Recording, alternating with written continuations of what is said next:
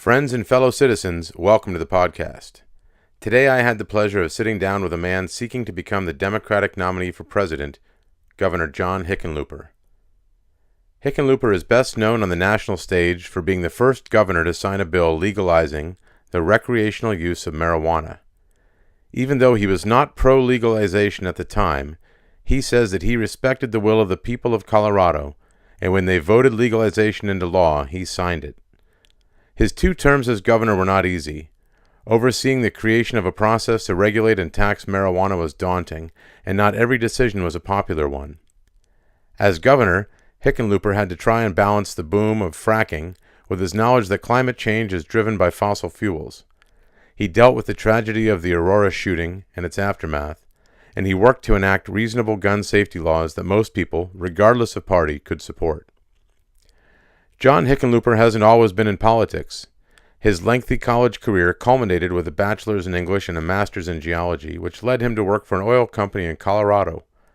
When the oil company was bought out, John and most of the staff were laid off, which was a profound experience. Hickenlooper has said not only did he lose his job, but he lost his career. After about 2 years of unemployment, Hickenlooper and a few partners invested in a new concept which proved to be a winner. They built a brew pub in the heart of then economically depressed lower downtown Denver. The project worked and the area grew.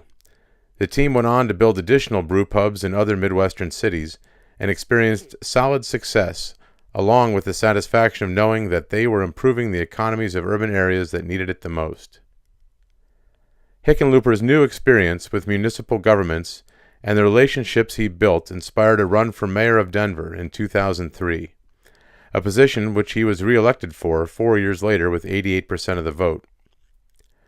While serving as mayor, he ran for governor of Colorado, which he won in a landslide vote as a pro-business Democrat in a purple state.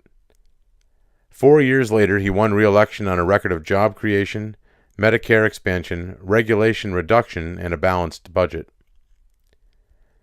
If you take the time to research his policies and achievement in executive office, as mayor of Denver and as of governor of Colorado, you will probably find a few things you might disagree with, and many things you would embrace.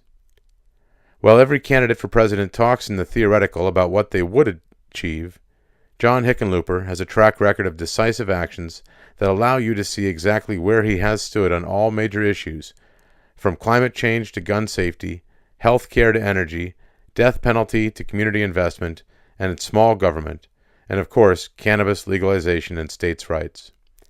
And now, without further introduction, I give you Governor John Hickenlooper.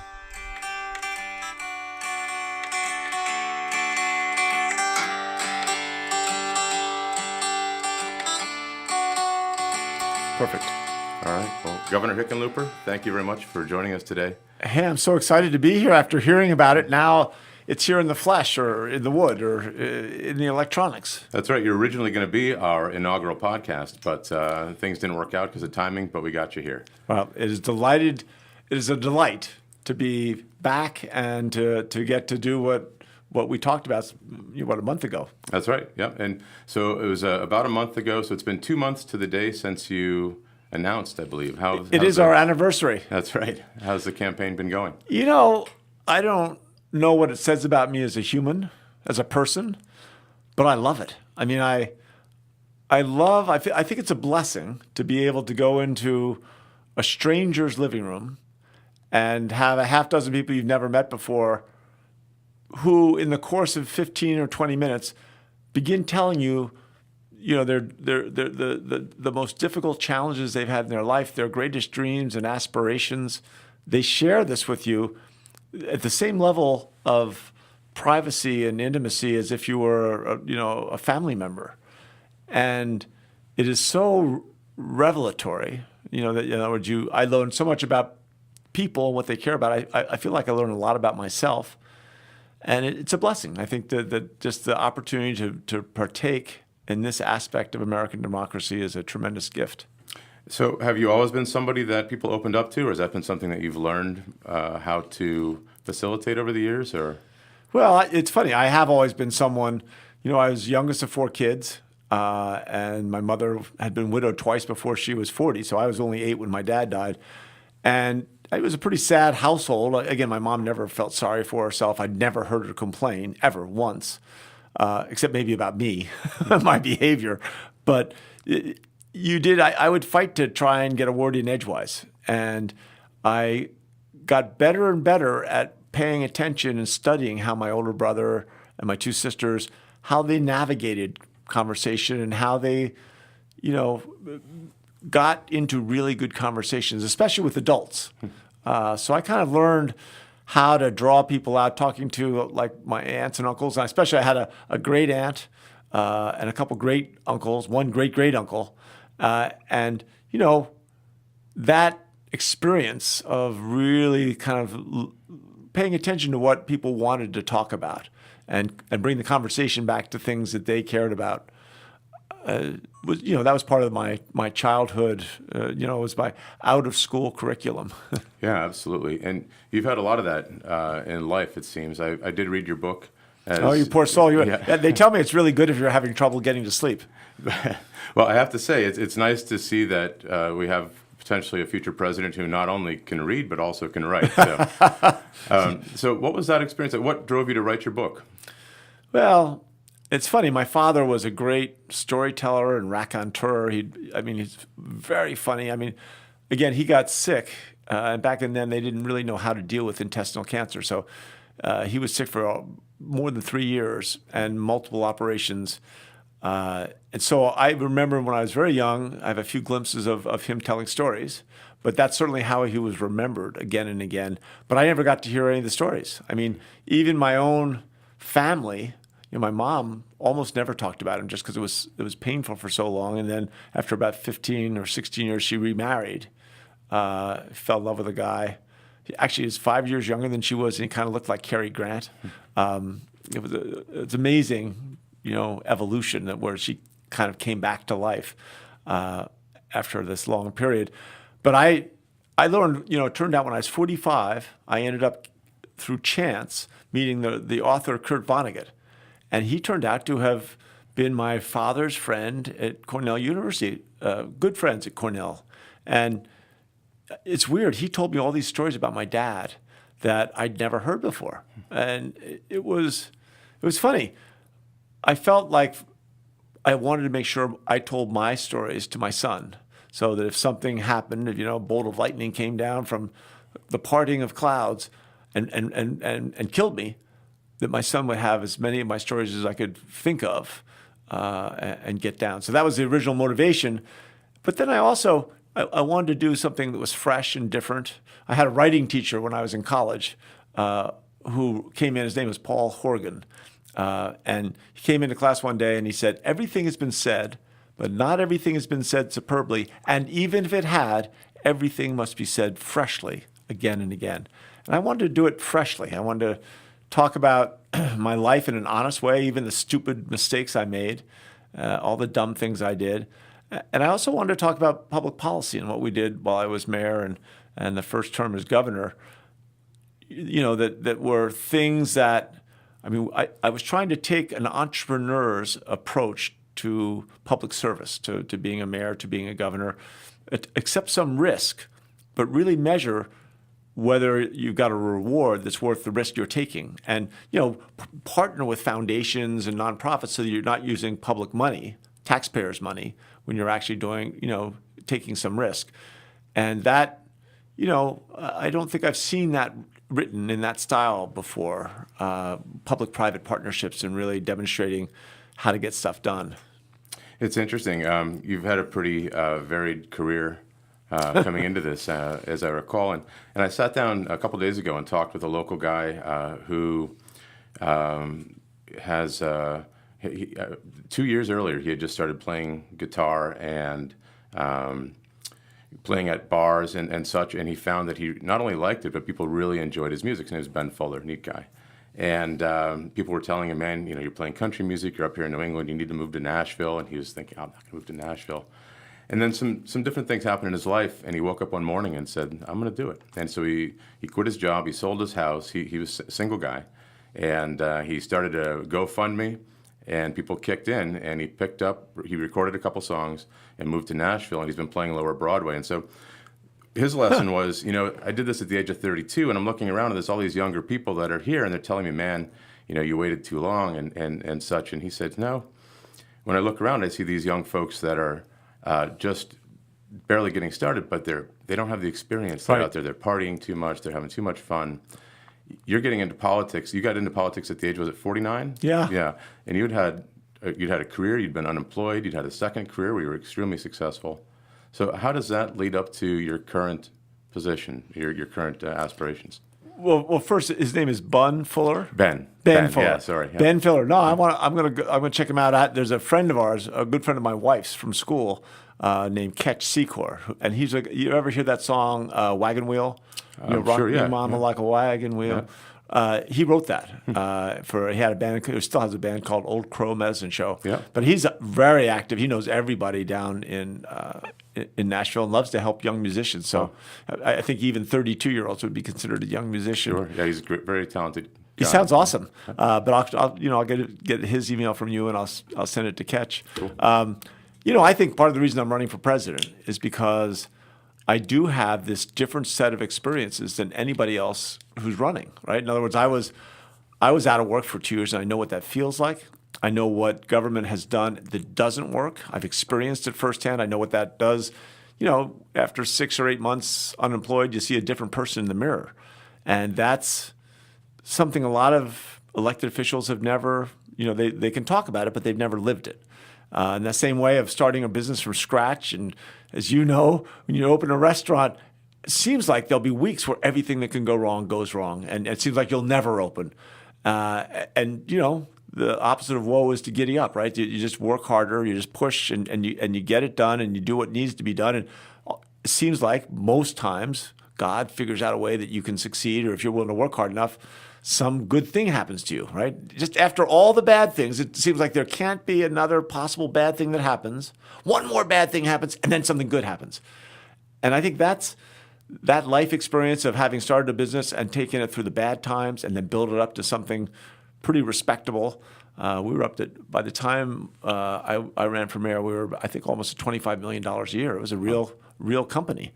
And I mean, not a big company like these fat cats, but to build something from scratch to get to that size is, you make a lot of mistakes, and you learn from those mistakes, and you're always putting a team together, and the team changes, but you figure out how to motivate people and get them in the right place and hold them accountable. And that's what a president does at a much larger scale. So I thought that experience prepared me to be mayor, and then having been a mayor for 8 years, and Denver's a strong mayor form of government. So the mayor has total control, hires all the senior staff for all the city agencies, but he also makes the budget. And city council needs 9 out of 13 votes to change the budget. So the mayor has tremendous influence.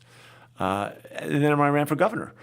The governor is a much weaker form of governor, of leader, than the mayor is, but you hire all your cabinet. You are in charge of managing all the agencies of the state, which is almost identical to what the president does. And I look at most of the other people running for president have been senators, or they've been in Washington for so long, and it's so adversarial. And Washington, I understand why it happens. There's a good reason that you attack each other, that people become adversarial, because it keeps you in the newspaper, keeps you on TV. If you're attacking someone else, then you're in the news. But that doesn't help, especially after the election. It doesn't help get people together and create progress and move society forward. So I've always, when I ran for mayor, I never said anything negative about any of the other candidates. I kept a very clear focus on presenting a positive vision of what Denver could be, and no negative ads. Same thing when I ran for governor. What could Colorado be? And I think it's time for someone to present a powerful vision of what America can be, right? And how do we bring back common decency, right? And telling the truth, treating everyone with respect. Whether you're talking about Aesop's fables or the lessons from the Bible or the lessons from the Koran, there is centuries and centuries of history of how people should treat each other, how we function best as society by treating each other with certain levels of respect. And we're throwing it all out the window. It's enough to It's enough to make me want to scream if I wasn't in front of a microphone. Right, yeah. One of the things that I picked up when you were on Pod Save America, which was a recent podcast that you did, was it John Favreau? Yeah, John Favreau, but Yeah. he's not as good as you, I don't think. Well, He's more I'm experienced, sure. but I don't think he's got the same freshness and innovation. You're saying it in a fresh way. Right. Well, I appreciate that very much. But one of the things that you said, the quote, never has common decency been in such short supply. And I guess, how would you face an opponent in a debate or on, in advertisement, just on stage in front of the whole world, and maintain that decency, elevate the level of discourse, yet face an opponent who prefers to operate in the gutter? How do you do that? Well, and again, as a skinny kid with a funny last name, I was a magnet in elementary school for bullies. I had both in third grade and fourth grade. I had some real challenges, and then in seventh grade, I had a bully that just made my life miserable for a couple of months. And the way to deal with a bully, almost always, and I think this is absolutely true of President Trump, they are insecure narcissists. In other words, they need to be the center of attention. They have to be the center of attention, but they don't really think they're worth anything. And they don't feel they have real value, so they're always pretending to be bigger and stronger and meaner than they really are. And what I learned, the way to treat a bully is to not take it seriously, laugh at him, and not laugh in a scornful way, but laugh, take what he says and twist it just enough so that the people that he's trying to impress, that they can start laughing at him. And if you remember, if you go back on YouTube and you look at some of the footage of when President Trump addressed the General Assembly of the United Nations, he was bragging about this and bragging about that, and a bunch of the UN delegates started laughing. And a bunch of them were laughing, and he didn't understand why they were laughing. He wasn't sure what he'd said, and he stopped for almost 30 seconds. He couldn't speak. I think that's a real reflection that he is a traditional bully, and that, he's obsessive compulsive. He spends all this time thinking of what is the next nasty thing he can say. How could he really? What's the worst nickname he can say about Joe Biden or Hillary Clinton? And I'm sure hopefully it'll be eventually about John Hickenlooper. But I'm not going to take the bait. I'm going to make fun of it. I'm going to, I'll make my own funny nickname of him. You see the Washington Post now measures he has 10,000. That's incredible. 10,000 lies, right? Well, maybe we should call him the Lion King, right? There you go. Mustafa. Hey, Lion King. You're the Lion King. I wanted to ask you, part of Trump's appeal was that he pulled people in that either hadn't participated before, they really were left feeling that they didn't have, for lack of a better word, I guess, a tribe to belong to. And he pulled people in and he gave them something to feel some belonging to. And a lot of the times, you see in the past, the Republican Party, I think, has really worked to use the politics of fear versus the politics of hope. The celebrity status that Trump had with his television persona and such really, I think, pulled a lot of people in. How do you compete with that? How do you give these folks that are feeling drawn to that, these independents that are in the middle that might have voted for Trump, they might not necessarily sign on 100%, but how do you pull them over? How do you give them a tribe to belong to, these folks that are out there in the cold? Sure, and that's a great question. It's not immediately apparent what is the best way. There are a lot of things to try. As we were actually driving over to the studio today, one of my staff was talking about, trying to create a nickname of the people that follow what we're trying to do. So remember, Arnold Palmer had Arnie's Army.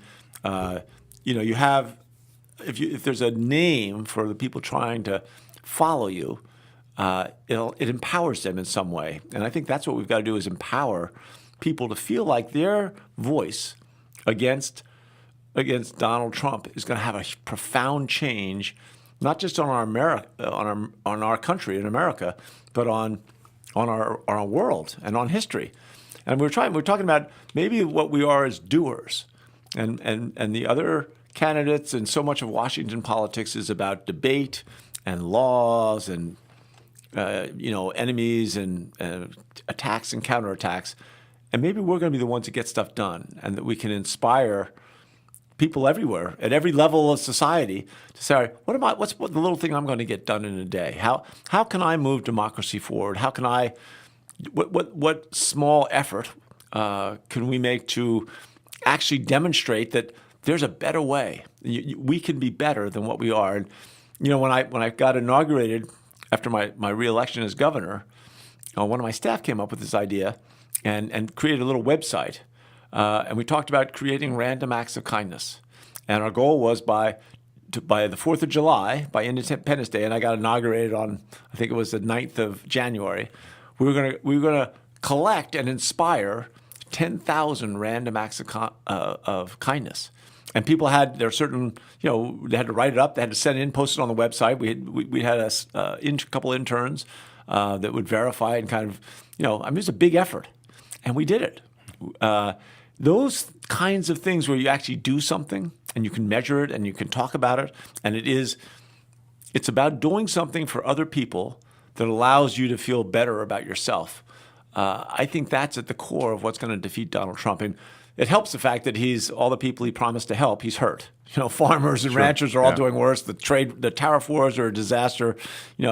Unless you're someone who owns a lot of stock in a large company, the odds are you're not doing much better than you were before, and you're certainly much more at risk now than you were before Trump became president.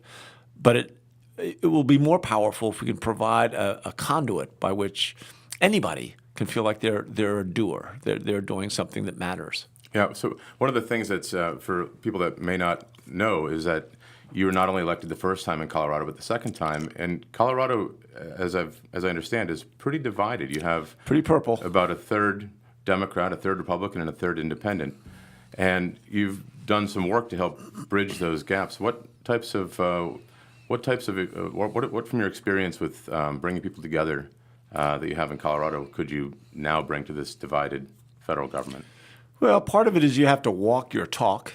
And so if you want to find ways to bring people together, you've got to avoid attack ads and tearing your opposition down, because what attack ads do, or when you attack another candidate, what that does, in both cases, you're not just attacking your opponent, you're really attacking all the people that support that person. When you do a negative ad that's not based on truth and it's really dark and it's got that sinister music, you're attacking all those people that support the candidate who you're competing against. And that's wrong. Attack ads, no one ever uses them in business. I was talking, I can't remember whether it was on podcast, on Pod Save America, but almost never see private businesses use attack ads. And Coke and Pepsi hate each other, but they never attack each other. If Coke attacked Pepsi, Pepsi's sales would go down. Attack ads work. Pepsi would have no choice but to attack Coke. Coke would attack Pepsi. Pepsi would attack Coke.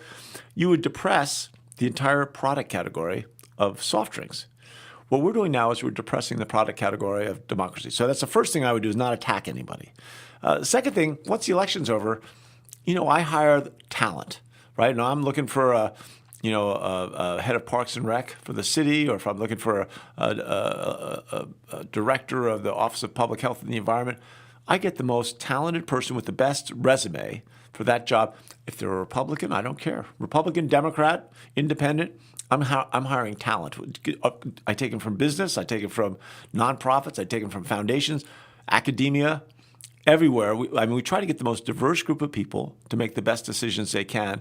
And I think that's part of demonstrating that you can bring people together.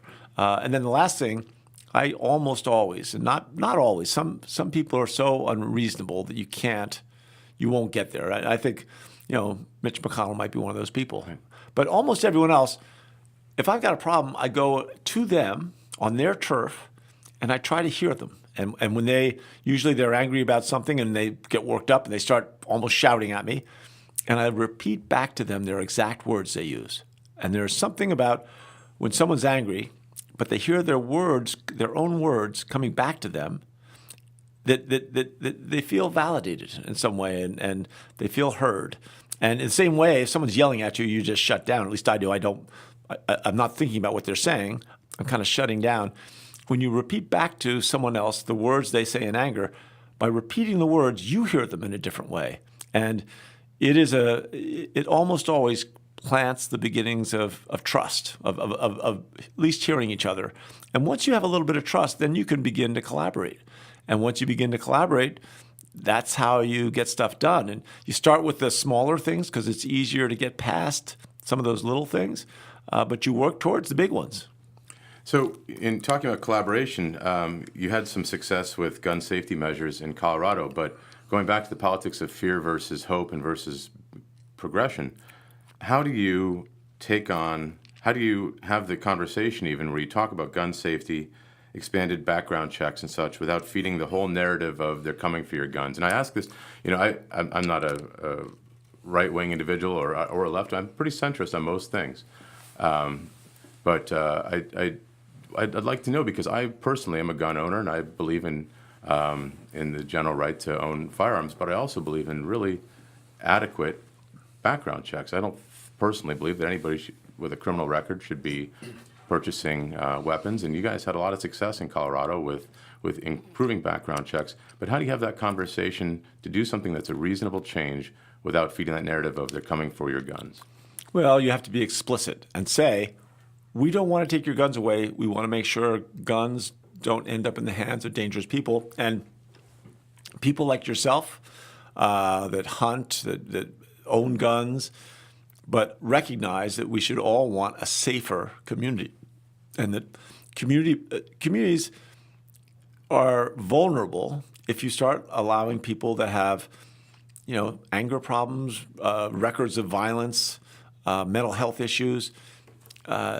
You want to make sure that guns don't end up in the hands of dangerous people. And almost every state keeps the records of, everyone does some level of background checks. They don't do universal, and that's the battle. Right. Every Republican I talked to in Colorado, every Republican businessman agreed with you. Background checks make sense. Let's get to every gun purchase. We were getting to 50% of the gun purchases. Let's get to 100%. And so this whole kind of battle rose up because even though every Republican business person agreed that we should do background checks, the NRA is so effective in their lobbying that they convinced every single state Republican senator, every single state Republican representative that they wouldn't have anything to do with universal background checks. So we finally, and this is my son, that the joke I always tell is that my son, I made the mistake of complaining to him, and he goes, "Oh, Dad, what do you do at work all day? It's so hard. Make decisions." He goes, "Dad, get the facts. Make a decision. Check. Next." And anyway, we finally took his advice, went out and got the data for 2012. This was in the spring of 2013. We got the data for how many people did we catch getting to only 50% of the background checks. And the numbers, in a state like Colorado with 5.5 million people, there were 38 people convicted of homicide who tried to buy a gun, and we stopped them. 133 people convicted of sexual assault. Right? There were 1,300 people convicted of felony assault, where someone generally goes to the hospital. They tried to buy a gun, and we stopped them. 240 people had a judicial restraining order not to see their ex-boss or their ex-spouse. They tried to buy a gun, and we stopped them. And there were 140 people, when they came to pick up their gun, we arrested them for an outstanding warrant for a violent crime. The Republican legislators, or basically the NRA, through them, have been saying, "Oh, crooks aren't stupid. They won't get a background check." Oh, yeah? Right? 140 of them were pretty darn stupid. They came and got a background check, and we arrested them because they still had a warrant for their arrest. I think that the key is to, at the beginning of the discussion, and the beginning and the middle of the discussion, and at the end of the discussion, you tell everybody, we're not trying to take anyone's gun away. Our goal here is to make sure that we keep guns out of the hands of dangerous people. And I think we should, look at certain things like, shouldn't there be some training? If you're going to have an assault weapon, shouldn't you go through some process of learning about it? And shouldn't that be kind of a requirement before someone can go out and buy one and own one, or at least before they can go out and use it? And I know that's much more controversial. That gets people upset, but we make people take driving tests before we let them behind an automobile. That's a useful toy that, if improperly managed, can be lethal. And I'm not sure that's such a bad analogy with guns. Yeah, it is one of the things that really gets people fired up. And then I look at my own history, and I spent 5 years in the Army, and peacetime, it was a great experience. in Korea for a while and in the U.S. and went to Saudi, but never in the Afghanistan or Iraq theaters at all. That was a long time ago. But I had good training. In my son now, my wife and I have 5 kids together, so pretty big family. But our youngest son is a great kid, but he lives in Arizona, and he went out and he called and, I'm going to go buy my first firearm. And it gives you pause because, once again, he's a great kid. He's a smart kid. He has a lot of things going for him, but he hasn't had any training, and he didn't live with us as a adult at all, or even in his later years as a teen. So he never got any of that. He never went to hunter safety course. And it makes me think, from the fundamental point of view, you want to say, okay, it's our rights and we should be able to do whatever we want. But there is a greater concern. You have to think about that and say, okay, so now my son's going to go buy a pistol. Does he have the training to protect himself from the pistol, his family? Is he going to lock it up? Is he going to know how to use it? Keep his ammunition separate from his from his weapon. Make sure that if one of his kids, when they're a teenager, if they're exhibiting depression. Right. I mean, guns. The vast majority of gun deaths are from suicides. Right. My son went through a hunter safety class, and I took it with him. I took every class with him, just because it's a cool thing to be able to do with your child. When he was 14. And it was interesting to watch him learn and see that this wasn't as easy. And you watch all these movies and you think, oh, these guns, you can just do whatever you want. Don't have to worry about it. Right. People die. I mean, every day, people die accidentally from gunshots. Sure, and people who theoretically know what they're doing do as well. It's a scary thing. Of course, you're forever going to be known as the governor who signed legalization law in Colorado, and I've heard you talk a few times now. One of the things I really respect about that is that you weren't pro-legalization at the time, but you were pro-voice of the people. And over time, I think you've talked about your position has evolved. So one of the things that is really important to a lot of the people that I know and talk to is prison reform, in the idea that we have so many people whose lives and their families' lives are interrupted because they've been sent to prison, to jail, county, whatever it is, at some level of incarceration for a period of time, whether it's weeks or months or years, for nonviolent drug offenses. And now Colorado, I'm not an expert by any means, but is no longer imprisoning people for low-level use of marijuana, at least, nonviolent use of marijuana. Right. So instead of spending all this money to incarcerate folks, that money is, I would assume, being used for other things and is no longer just going to the prison system. Those families are able to stay together. Mom or dad are not going off to jail for a period of time. Here it's very different on this end of the country. If you were to be president, why not legalize or at least decriminalize on a federal level and let states make those decisions? Is that something that you would see in your future, or does that need more study, or how would that work? So what we did in Colorado, and you're right, I opposed the legalization of recreational marijuana, primarily because it's no fun if you're the governor to be in conflict with federal law. Right. I took an oath to obey the Constitution of Colorado. I also took an oath to obey the Constitution of the United States. When they're in conflict, you're in a no-win situation. We were worried about a spike in teenage consumption. We were worried about a significant increase in people driving while high. No one had ever done it. But voters passed it 55-45, and we decided this was something that we had to do.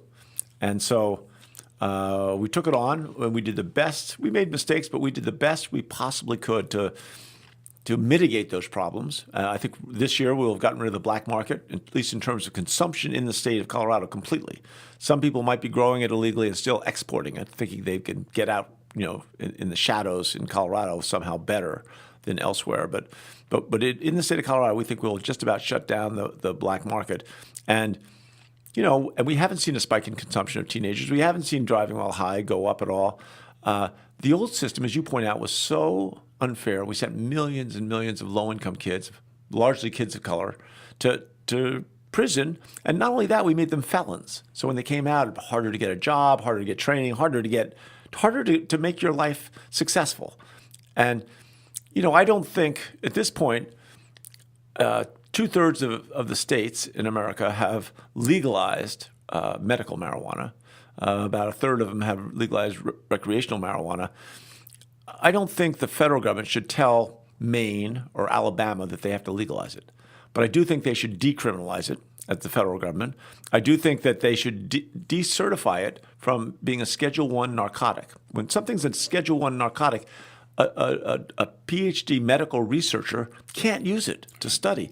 We know anecdotally, at least I am absolutely certain, that cannabinoid and THC have, in various forms, have application to people that have seizures, to autism in various forms. Let's do the research. So delist it. Let's start the research. Let's make sure that the FDA, the Food and Drug Administration, supervises that research like they do with every other single drug. Let's make sure that the Department of Agriculture makes sure we're not using pesticides that will ultimately end up harming us. And let's make sure that banks can legally bank in states that have legalized it. Because right now, if a bank allows you to use a charge card or write a check using their bank system for any purchase of marijuana, they could lose their charter. And that's too big a risk. So I think the federal government should allow those states that want to legalize it to have the best chance at a successful operation as possible. And, if other states don't want to legalize it, they can make up their mind if and when they decide to do that. That's a great answer. I really appreciate that.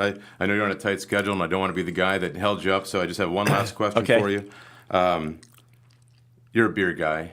You built an empire with help with other folks as well. A small empire. A small empire, and in brew pubs. And I know you enjoy beer. I've heard of that. And I just wanted to know if at any point you have had regrets that Brett Kavanaugh stole the phrase, "I like beer," because that could have been a great campaign. Yeah, that was a misfortune, right? And certainly beer is one of those beverages that universally goes more with different styles of food. I mean, look at gusanos, right? You're going to have a Mexican meal. What better beverage? And again, I understand that you can have a light wine or white wine with a lot of Mexican food, and some of the richer food you might want a glass of red wine, but nothing beats a Mexican beer. And whether it's dark or light, according to your taste in the food, it's just the perfect. And the same's true with shepherd's pie or with fried wontons. You go down, beer goes with almost everything. And I think we'll see in this presidential election.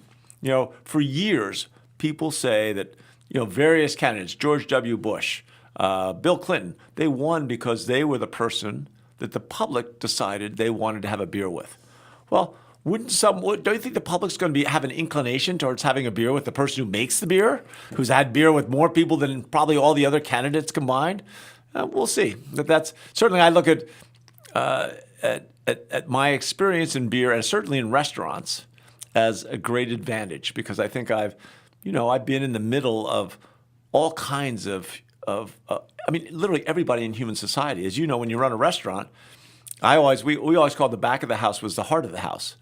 And I always spent more time, or at least as much time, back in the kitchen and around that, the chefs and the line cooks, and you learn as much there as you do from your customers in the front of the house. And restaurants are one of the rare places where you get a total cross-section of humanity every day. It's a gift. So beer, absolutely. I'm the first brewer since Sam Adams in 1792 to get elected as governor. And I'm not sure I've been looking. I haven't found a single American president that had ever been a brewer professionally. I aim to be the first. Well, on that note, Governor John Hickenlooper, thank you very much for coming by today. We really appreciate it, and we wish you all the best of luck with your continued campaign to become president. Thanks for having me on, and congratulations on getting the podcast and the studio spectacular. And listeners out there, play your cards right. You could be a guest. Thank you very much. So long. Take care. And there you go, my conversation with Governor John Hickenlooper. I invite you to take a deeper look into his campaign, his policies, and his track record. Hopefully this is the first in a series of discussions with candidates for office and those who hold office locally and nationally. The invitation is open. Thank you for listening today, and I hope you'll join me again soon on Radio Free New Hampshire.